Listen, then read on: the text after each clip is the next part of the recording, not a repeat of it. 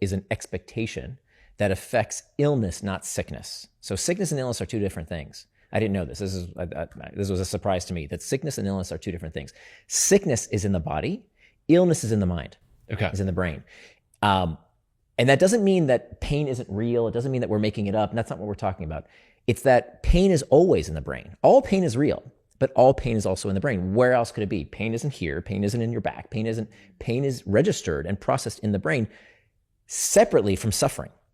So pain is signal. Suffering is the interpretation by the brain of that signal, just data. Where did the placebo science even start from?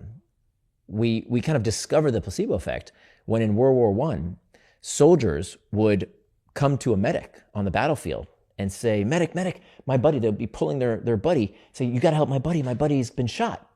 And the medic would look at them and say, soldier, you're missing an arm. That the soldier dragging his buddy didn't realize that his arm was completely blown off and didn't feel it. So the brain has this amazing power to tune out certain signal, certain data. In fact, you're doing it right now. We all are. That one of the things that I didn't realize is that, we think we see reality clearly and we don't. None of us do. That right now your brain is processing 11 million bits of information right this second. The light entering your retinas, the sound of my voice in your ears, the ambient temperature of the room. Your brain is processing that information, but your conscious awareness is only processing about 50 bits of information. So 11 million bits, that's War and Peace every second, twice, versus 1 sentence per second that's in your conscious awareness.